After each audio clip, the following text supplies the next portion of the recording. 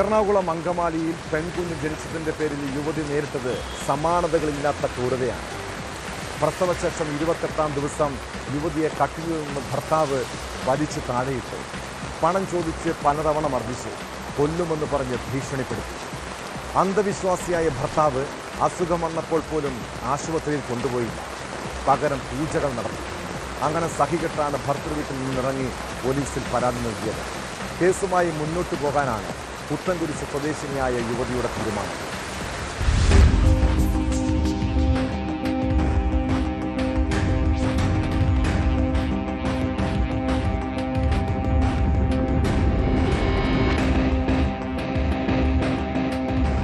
പെൺകുഞ്ഞ് ജനിച്ചതിൻ്റെ പേരിൽ ക്രൂരമായ മർദ്ദനത്തിനിരയായിരിക്കുകയാണ് എറണാകുളം പുത്തൻകുരിശ് സ്വദേശിനിയായ യുവതിയും കുടുംബവും ഇപ്പോൾ ഭർത്താവ് ഗിരീഷിനെതിരെ പരാതിയുമായി രംഗത്തെത്തിയിരിക്കുന്നത്. നിരന്തര പീഡനമാണ് പെൺകുഞ്ഞ് ജനിച്ചതുമായി ബന്ധപ്പെട്ട്. അത് നിരന്തരം ആരോപിച്ച് പെൺകുഞ്ഞായിപ്പോയത് കൊണ്ട് എന്നുള്ള കാരണം പറഞ്ഞു തന്നെ ആ സ്ത്രീയെ മർദ്ദിക്കുന്നത് നിരന്തരമായിരിക്കുകയാണ്. പല തവണയായി കുടുംബം ക്ഷമിക്കാൻ ശ്രമിക്കുന്നുണ്ട്. പക്ഷേ അതൊക്കെയും ഫലവത്തായില്ല എന്ന് വേണം പറയാൻ.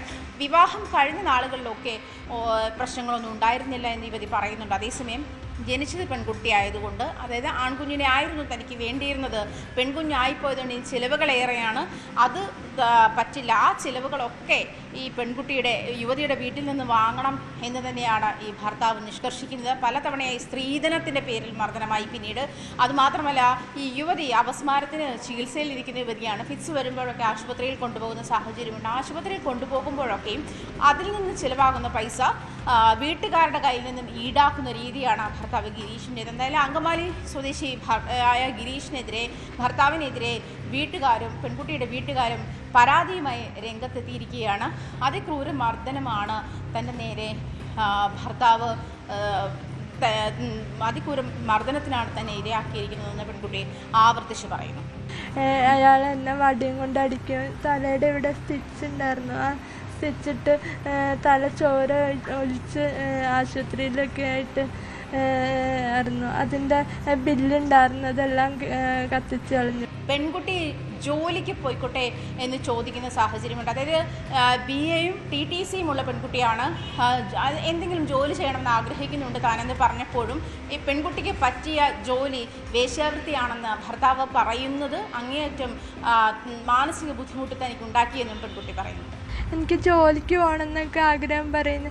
അപ്പോൾ ഞാൻ പറയുന്നത് എനിക്ക് വേശ്യാപ്പണിക്ക് പോകുന്നതാണ് ഇതായിട്ടുള്ളതെന്നൊക്കെ പറഞ്ഞ് എന്നെ അസഭ്യവാക്യങ്ങളും മറ്റുമൊക്കെ പറഞ്ഞ് ഇതാവും. അപ്പം അതുതന്നെ എനിക്ക് ഭയങ്കരമായിട്ട് വിഷമമൊക്കെ ആവുമ്പോഴുണ്ട്.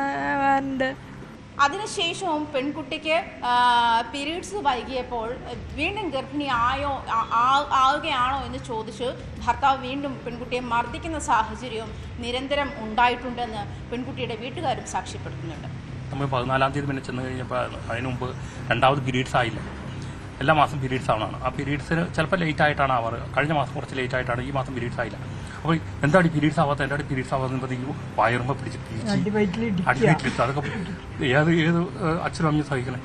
പലതവണയായി നിരന്തര പീഡനത്തിന് ഇരയായ ശേഷമാണ് പെൺകുട്ടിയും വീട്ടുകാരും പോലീസിൽ പരാതി നൽകിയതും. എന്തായാലും അങ്കമാലി പോലീസ് ഇതുമായി ബന്ധപ്പെട്ടുള്ള അന്വേഷണം ആരംഭിച്ചിട്ടുണ്ട്. ഭർത്താവ് ഗിരീഷിനെ വിളിച്ച് മൊഴിയെടുത്തിട്ടുണ്ട്. എന്തായാലും ഗിരീഷ് നിലവിൽ സ്ഥലത്തില്ല, ഒളിവിലാണ് എന്നുള്ള വിവരമാണ് ലഭിക്കുന്നത്. എന്നിരുന്നാലും കേസുമായി മുന്നോട്ട് പോവുക തന്നെയാണ് കുടുംബത്തിന് തീരുമാനം.